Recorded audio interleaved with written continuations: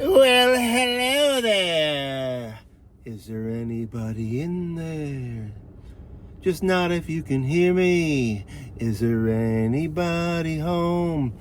All right, I'm not going to do a whole concert for you, but I did just restart this. So, happy almost fall. It seems like yesterday I was doing videos with a hoodie on and waiting for the summer, and now here we are. And the summer is basically gone. School started back for most everyone. And here we sit. It's warming up, but it's 77 now. But it was cooler this morning. Leaves are falling. And that means, we're coming up on Q4, the quarter that matters.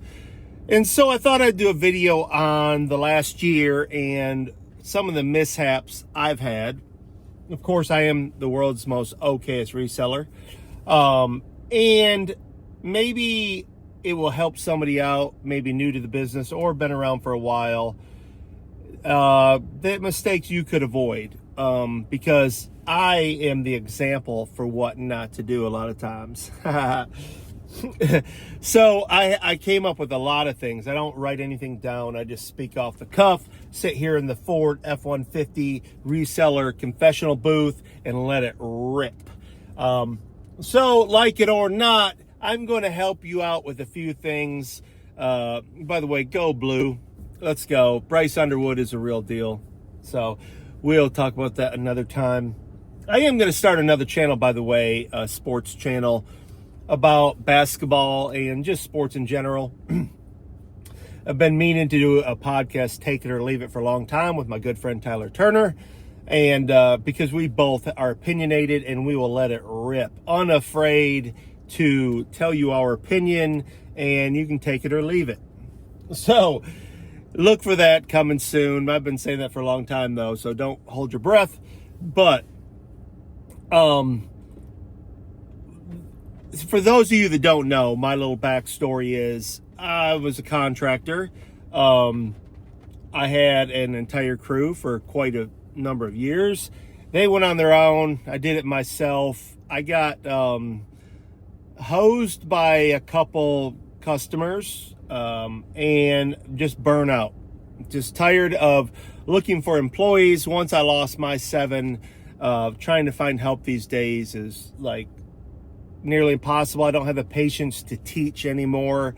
I rather do it myself, and then you can only make so much money by yourself.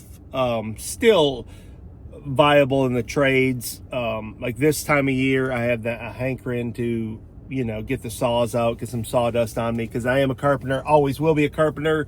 I'm a master carpenter, so I can build any sort of house you've ever dreamed of, round roofs or whatever. That's in me, in my blood. It'll never go away.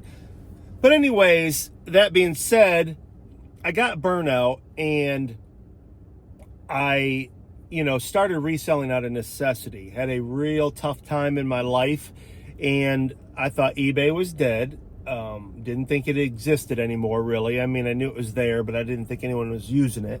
I had years prior had an issue with PayPal, and so when I went to go start selling some stuff, I actually started, an algorithm came up on my phone about coins, this $1 million penny that may be in your pocket change. So I started looking at pennies and coins and got nerded out big time over Lincoln cents and errors on coins. There's a lot of them in pocket change. So that started this YouTube algorithm of me watching videos. And then I ran up on a couple of resellers that I liked to listen to, and continued listening to them, and learned a lot that the reselling thing was alive and well. eBay was alive and well. And so I started with the advice of selling stuff around your house. And I did that out of necessity, because I was spending hours and hours and hours looking through coins. And I would sell one for $8 or $4 here and there, but not worth the hours I was putting in, even though I enjoy it and still do. It just takes a lot of time. So I started selling stuff around the house, and that continued my YouTube video journey of watching videos like this and I'm not nearly as good, educational, wise, whatever, things you can describe somebody you should listen to. I will tell you the pure and straight honest truth. That is my shtick, is that I just tell you what I think, but I'm not nearly as analytical, detailed, experienced as the guys I listen to. Now, fast forward, I go a little further on live selling and stuff. That's a different story for a different video. But when it comes to static selling, I didn't know what I was doing. So I started selling stuff on eBay, and last June, I went to a yard sale and basically bought out a guy who had bought out a flea market. So I all of a sudden had all this inventory. So rule number one, don't go out buying a ton of stuff.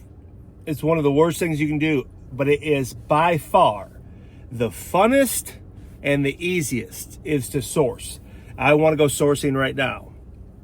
And on one hand, I do need to source for live shows, but eBay stuff, I have enough. I have more to list. And, I don't want to sound redundant or old hat, but, what you don't list is your death pile. For those of you beginners or just maybe watching this, that's what we call a death pile. And I didn't even know what that was a year ago, or a little over a year.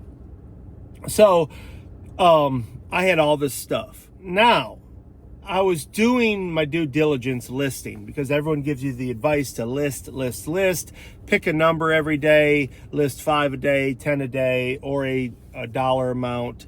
But at that time, I didn't know much, but I was listing, and luckily I bought well.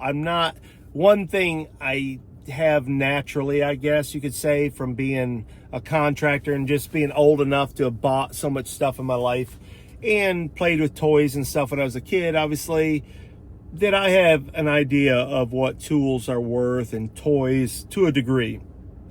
Now, since then, I've learned, oh my gosh, it seems endless, and I'm continuing to learn every single day.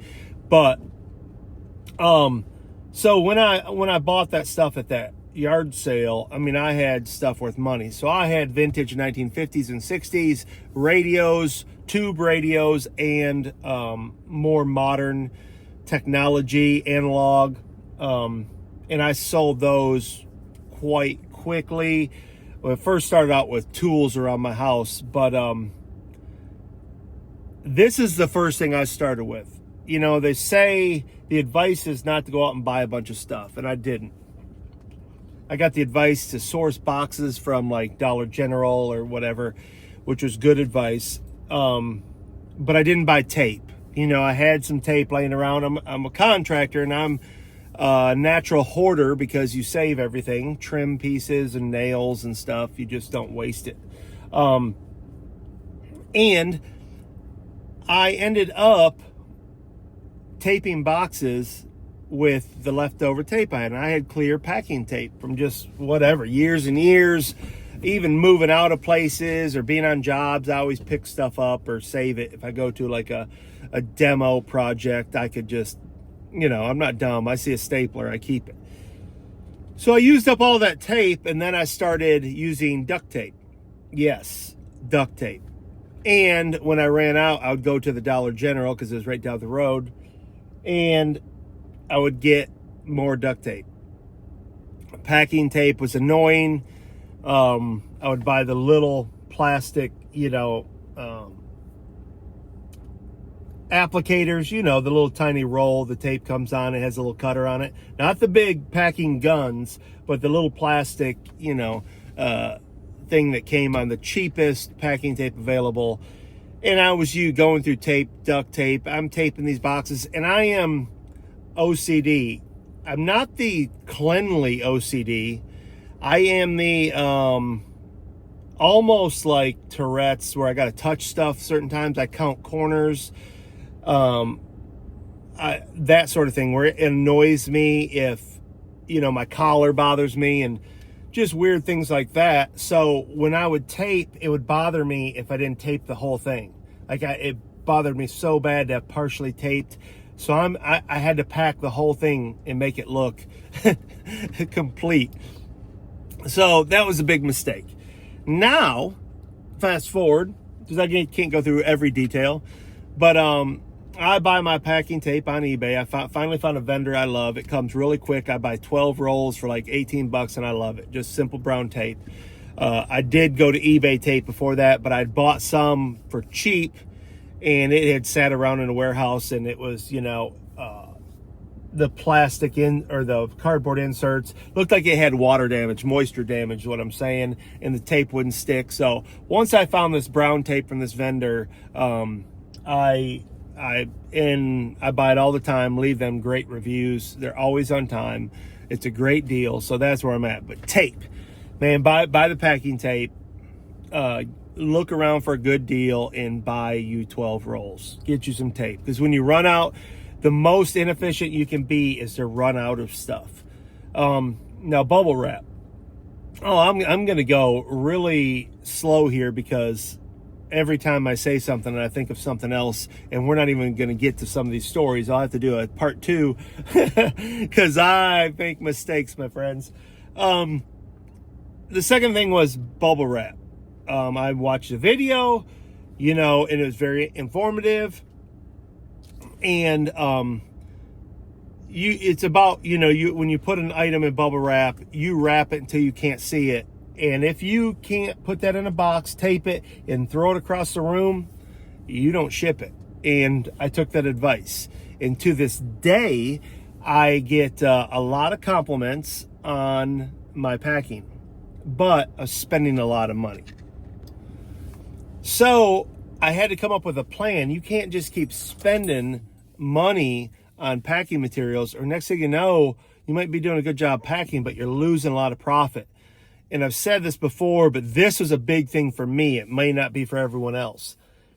Reselling is a nickel and dime business. Every penny matters. And you should be that way in anything, but some of you will know what I'm saying if you come from different industries. As a contractor, you are more apt to spend, or at least the group of people that are like me are, where it's a wine and dine business. You take people out, you're getting $20,000 checks, $10,000 checks, $30,000 checks.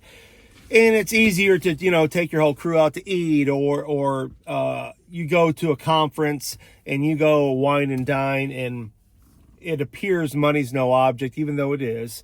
But it's a different mindset. It's a spender's game. And in the reselling is penny pinching. So for me, that was a hard transition of thinking, even in the shipping, not trying to make any money. Like, okay, I screwed up. I did a sell similar and their shipping was off. So I eat it. And I'm like, oh, that's all right. I still made 15, 20, 25, 30 bucks off this item, where I left $4, $5, $6 on the table.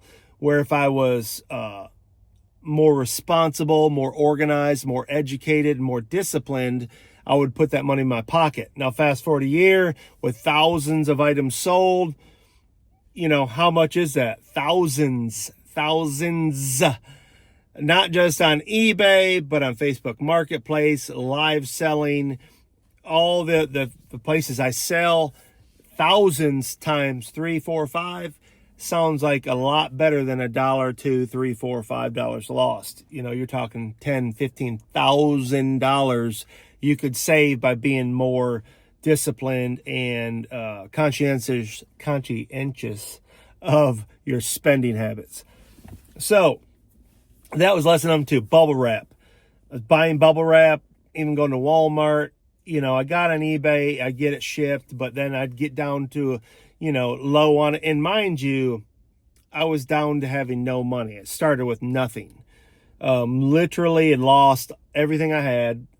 Boats, four-wheelers, dump trailers, enclosed trailers, bumper hitch trailers, sold off paint sprayers and thousands of dollars worth of tools and stuff because of the situation I was in.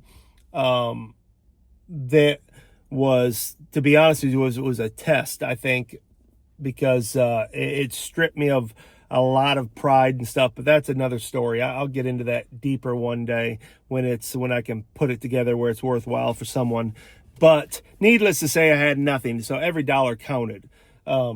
No longer was I able to take several $1,000s and do this over here or this. It was literally waiting for my next sale, trying to finish a job, try to buy materials. It was a struggle. So the bubble wrap thing became extremely expensive. And I finally learned different ways to pack. So don't take for granted packing paper, newspaper, stuff like that. You can save yourself a ton of money with being resourceful. I've had people, and I have used myself, old wrapping paper, just whatever you can. Just make sure that you are secure tossing whatever the item is and it won't break, whether it's glass, electronics. That's the key. I've received packages from people been in the business a long time, got broken glass, and they're like, oh, the bubble wrap must have busted. I'm like, you have one single layer of the big 1-inch bubble wrap on a piece of glass. You don't have anything packing the sides that's moving around. I'm like, how can you be in this business this long and do that? But anyways, so pack your stuff well and get good tape. So that brings me to my next failure. And we're definitely going to have to do a part 2 to this because I've got a lot. Getting in a hurry. I got to selling and started getting regular. And this is the other thing. The advice I got from several videos I watched was until you get to about 300 items sold, you're not going to have a real good idea of pricing and how to ship. Shipping prices, things like that. Like now I can almost look at something and tell you what it is pretty close. I wouldn't even have to weigh most things, even though that's another story. You can get real technical on how to make a little money shipping. But make sure you are checking, if you are selling similar, that you're checking their shipping. That's a big one that cost me. I had sold several items when I first started and didn't check the shipping, even after making a mistake and basically giving a $45, $50 item away for free because the shipping costs that much. And I didn't have it correct. Or the sell similar, the one I copied wasn't correct, but I didn't do my due diligence, which is so easy. A lot of you won't struggle with these things because you're smarter than me. But for me, I tend to learn things the hard way 3 or 4 times, and then I'll get it. So watch your shipping. That can crush you. The other thing is buying out of emotion. It's so easy. I still do this to this day with toys. Toys is the hardest market to me. Believe it or not, I wouldn't say that I'm most expert in tools, I would say. But my era, I guess G.I. Joe's, I think I'm pretty good at toys. But I'm nowhere near someone like a Genisville who I just hold something up and it doesn't matter if it's from Japan or what. The dude is all over. I love Genisville. Shout out Genisville. But I'm not like that. But I know G.I. Joe's and stuff I like, And I'll look at something from the 60s, for instance. It may be Snoopy or Captain America or something like that, and I'm like, oh, it's worth a fortune, and it's not. It's just they were so mass produced, I guess, that they're not worth that much. So I buy an emotion because I see something like that for $5, $10, and I'm like, oh yeah, I'll easily triple my money. Get home and realize I paid $10 for something that sells for 15 or 12 or 20 at the most, and that's not a good buy. If you're not at least, and this is just my opinion, a lot of people share it, but I'll say this, because I can't remember what everybody's exact little rule of thumb is. But for me, if it's not at least triple, I don't want it. Unless there are exceptions. If there's something that is so high of a sell-through rate, meaning it's going to sell within 90 days for sure. There's 100 listed and 100 sold in the last 90 days. I'll pay $100 for something to sell it for $200. a no-brainer for me. I'm going to flip it fast. That's okay. But anything that is not extremely high sell-through rate, it's got to be triple the money. You want to buy low. The money is made in the buying. If you can buy stuff for $1, $2, $3, $4, and $5 versus $10, $15, $20, you're obviously going to be way far off. Well, that may limit you because you can't go to every thrift store and just go hog wild. You can't walk in and find 100 items at Goodwill.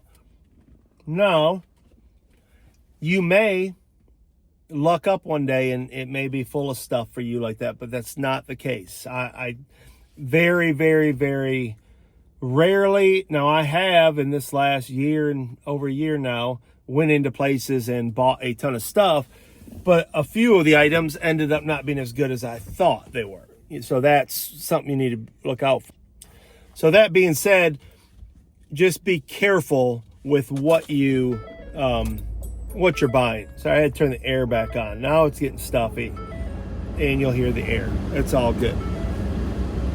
So be very careful with your buying. The emotional buying can get out of control and you will end up with 3 storage buildings, a shed in your backyard, and a garage full of stuff. Not all of that's bad, but there's stuff now I wish I hadn't have bought. But of course I bought it in huge lots, like buying out a man. I wound up with things with value, but now they're taking up space. So an entire year's worth of storage building probably wasn't worth that.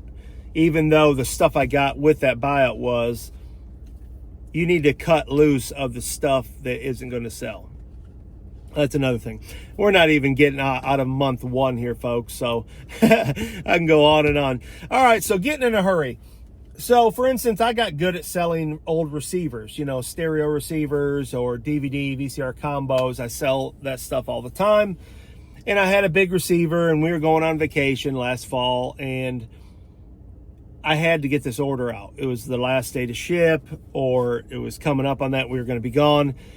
So I had just, had my sourced boxes laying around. I found one where the receiver just barely fit in it. Not enough room for enough bubble wrap. So I wrapped it and a couple times stuffed it in there and thought, maybe they'll be careful with this. Didn't even write fragile on it. Well, lo and behold, this $80 receiver, I get back from vacation. I've got a return request. It arrived damaged, which I'm sure it did because there was that much bubble wrap on it. And I had to eat that cost and lose that sale, get a bad review, all because I didn't take the time and make sure I had that thing packed right and all that. It would have been better off me sending the buyer a message saying, I'm sorry the shipping is going to be delayed. We didn't foresee this, but we will be out of town. It will be shipped ASAP. And possibly they would have accepted that. I wouldn't advise that practice, but it would have been better to do that because even if they said no, cancel it, I would have still had a working item to deal with. You see what I'm saying? So don't get in a hurry and gamble because you didn't, what's the saying is, the quote is, failure to plan is planning to fail. That is something I continue to learn in this life, that planning and being on top of it, don't put it off till tomorrow, what you can do today, those sort of things will help you out immensely. So don't be in a hurry and try to get away with shipping stuff. Look over your items. I just had one here recently, a white Christmas tree with bulbs. I got Homeco, a Holland molds Christmas tree, vintage Christmas tree. I sold it. The outside was sparkling. Well, I never did consider looking inside. So I just got a bad review, said it was they gave me a neutral, I think. It would have been great if the buyer would have disclosed the condition. And when I first start reading this, I'm like, what item is this? And I look down the Christmas tree. I don't even finish reading the paragraph. I'm like, the Christmas tree? What, this scam artist? And so I continued reading on, and it said, it would have been great if this buyer would have disclosed the condition. The inside was staining and had remnants of rodent feces. So mouse droppings. Don't know if that's true, but it certainly could have, because I didn't confirm looking inside of it and making sure the whole thing was clean. I've done that with a few items where I sent them, I'm in a hurry, it was clean when I got it, especially like a DVD VCR combo. I go to grab it out of my pile, my stack of them, and it was clean, but over time you get dust and stuff on it, and to pull it out and send it, well, I started getting really good about wiping them down, trying to make them look like pristine as I can before I send them now. But before I'd get in a hurry, you know, I got however many orders, I got to do this over here, meet somebody over here, and send it off. And I've been lucky a few times where I should have really just took the time and treated it like I would want to be treated. You know, I want to receive something clean and that sort of thing. So that being said, double check your stuff. You know, you are running a business. It's easy to think, I'll ship this out, it's gone, I made the money. You got to have a customer service mindset, an HR mindset, where you're trying to go above and beyond to satisfy the customers. And then we're definitely doing a part 2, because this is going to lead into live selling, where I learned those lessons that way too, where when you sell hundreds of items in a week, I reverted back to that mentality of, oh, it doesn't matter, they only paid $1 for it, and that's not the right mindset. The customer's always right, even if they are a Karen or a moron or a jerk. It doesn't matter. You have to deal with these sort of things, and you need to treat it like a business, not a hobby. So that's my advice for today. We're almost 27 minutes in. Let's keep it short. There will be a part 2 coming, because I've got some stories for y'all. So I hope you're having a wonderful day. I hope you had a great Labor Day weekend. I wish you all the most success in the world. Everyone, friends, foes, detractors, and praisers alike. I hope you all do well. I hope you have a great fourth quarter coming up. Man, let's do it. By the way, I mean this, and this is not some sort of shot. This is my mantra, my motto, my personal goal. If you have anything to promote in any of my socials, any of my Whatnot Lives, please reach out and share. I want to support you, because I want you to support me. Together, everyone achieves more. That is how it works for me personally. That's not everybody's mindset. It is my mindset that I am going to help you, and you will in turn help me. I will benefit. So if that makes me selfish, so be it. But I'm going to help you even if you don't help me. That's how we roll. So stay positive, stay picking, and stay rad. Till the next time, go out and get some.